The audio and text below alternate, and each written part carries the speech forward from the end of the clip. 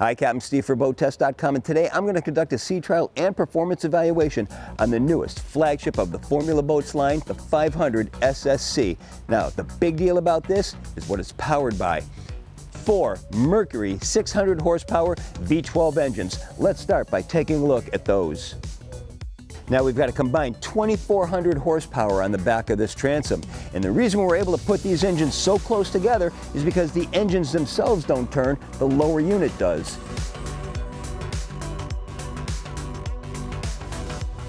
That new steering system allows Formula to space these engines 4 inches apart.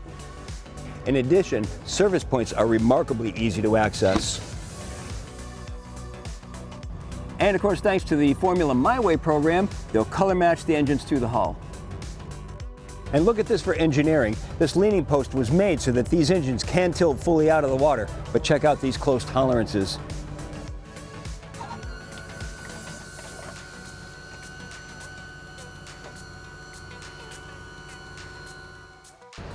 Now notice again, because these are so close together, we've got extensions to the swim platform on both sides, so I can get right back and take a look at the props, see how everything's going back here, and the entire cowling comes off if we needed to.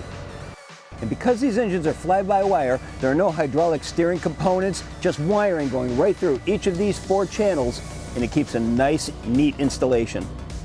These service platforms come out 7 feet 5 inches from this section of the transom right here, and they're 18 inches wide. Moving ahead to the transom area now, pull-up cleats to both sides, nice grab handle, shore power on an electric cord reel, and I like this feature. Take a look at this. Engine parallel batteries, freshwater flush, engine start batteries, the generator battery, auxiliary battery, all of the individual trim switches, joystick, and emergency engine stop. Now if I shut this, right underneath is another hatch. This gives me line and fender storage. There's a fire extinguisher, freshwater washdown, the TV connection, and then look at this lever right here. It pops open the service hatch in the deck. Now, aside from this compartment being absolutely enormous for storage, let's take a look at the operational components. Beginning at the back, there are the engine start batteries. In the middle of the compartment, there's a large sea chest, and that reduces the through-hull fittings to 2. One with an active scoop that keeps the chest pressurized as the boat is moved forward, and a second passive through-hull that pulls water in at rest and acts as an overflow for the active scoop. The hot water heater is over to the port-hand side, as are the house batteries. Then we've got one of the fuel tanks. In the center of the 2 fuel tanks is the Seakeeper 9 gyro stabilizer, and ahead of that, a 16 kW generator. Here's the Dometic compressor for the underseat cooler chiller up above, and then the Glendenning cord reel. Now let's continue the tour of our operational features inside. First thing I noticed, a 9-inch multifunction display directly across from the seating. Nice touch, everybody wants to see the show going on, and that brings us to the helm. Take a look at this. Now, rather than show you every single feature of this helm, I'm just going to show you the things that I really like about it. First of all, bring this panel down.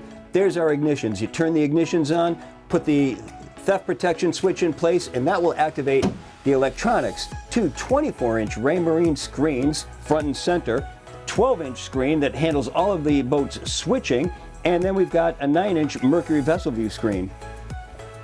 Steering wheel, of course, mounted to a tilt base. Back over to the left-hand side. Vents, very ergonomic. You just pull in and out to turn it on and off. Switch just underneath for the footrest underneath. There's 1, 2, 3 sets because we have 3 footrests. Inductive charger, control screen for the Seakeeper gyro, another footrest controls.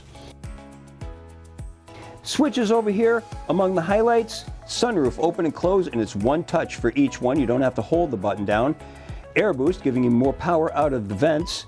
And defogger, we have defogging vents underneath the windshield. Thank you very much for that formula. Over to the opposite side, another inductive phone charger. Trim tabs, control for the screen just ahead, and take a look at this. New control binnacle from Mercury has the individual trim up forward, collective trim on the side of the throttle as usual. More controls to the side, digital screen, individual start buttons on the back, and then 1-touch start on the side. Joystick just behind. 2 switches in the back for opening the power vents, and notice that they open forward, they're hinged from the back, so it scoops air in, really gives great ventilation that way. And then we have a control for the antenna mast. We can bring that down to give you more bridge clearance. Now if we leave these antennas deployed, bringing this down will improve our bridge clearance by 9 feet 4 inches. Now just behind, triple wide seated, 55 inches. Each one has an individual flip-up bolster, and there are air conditioning vents just behind. A little knob underneath you can turn on and off the air conditioning. Now let's go down below. First of all, an iPad charging mount. That's because all of the screens on the Helm can be duplicated on an iPad. Just underneath, ship's main electrical panel. Now let's make our way forward. Just look at this, 1, 2, 3 pop-up cleats per side just in this forward section. And then a hatch all the way at the forepeak. Lift and lock, thank you very much, not a turn and lock. Lumar windlass, chain rode leading to a through the stem anchor roller, polished stainless steel anchor. There's a cleat, wash down, and controls for the windlass. And of course, in true Formula fashion, the hatches are finished on the underside as well. Now, let's get to what everybody wants to know about the performance and handling with these new engines. Now as I pull away using the joystick, I can immediately tell that this is a heavy boat. It takes a little more of a push on the joystick to get things moving, but it still moves slowly, and that's a good thing. You're in control all the way. There's no bow thruster installed on this, and I'm not really feeling the need for one. I'm pulling away nice and evenly, so this is a pretty good setup. Little disconcerting not being able to see the engines moving because the steering is underwater, but once you get used to that, you have to trust that the boat is responding to your hand on the joystick. The Formula 500 SSC has a length overall of 53 feet 4 inches, a beam of 14 feet 6 inches, and a draft of 51 inches. With an empty weight of 43,400 pounds, 98% fuel, and 3 people on board, we had an estimated test weight of 48,370 pounds. With the 4 Mercury 600 horsepower 7.6 liter V12 Verados, turning 33 pitch prop sets, and wound up to 6,400 RPM, our speed topped out at 66.4 miles per hour. Best cruise was, get this, 50 miles an hour at 5,000 RPM. At that speed, the 117.5 gallon per hour fuel burn translated into 0.4 miles per gallon and a range of 249 miles, all while still holding back a 10% reserve of the boat's 650 gallon total fuel capacity. Now what's really interesting about this is because of the 2-speed transmission on these engines, when you go from 4,000 to 4,500, the fuel burn actually drops from 114 gallons an hour to 106 gallons an hour. Real interesting figure right there. The fuel consumption drops as we increase speed. Also interesting is that the boat will remain on plane on down to 18.3 miles an hour with a 61.6 gallon per hour fuel burn. We had a time to plane of 6.6 seconds, 0 to 20 in 5.8 seconds, 30 came and went in 10.4, and we passed through 40 miles an hour in 14.6 seconds. Okay, so I have to say what's really surprising about this is how quiet it is. Right now I'm going 40 miles an hour, 4,200 RPM, and we're just having a conversation here. I've got 73 decibels, which is barely above conversational level, so remarkably quiet. All the sound is underwater and behind us in that non-existent rooster tail back there. So now let me slow down a little bit because we're coming to the end of this channel. And a couple of observations that I've seen.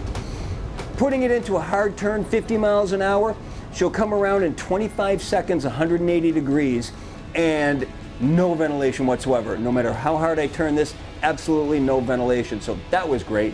We had the auto trim going, but didn't really have much of an effect anyway, because the engine's just, everything's underwater and so far underwater. The steering being underwater, everything keeps it nice and quiet, no ventilation.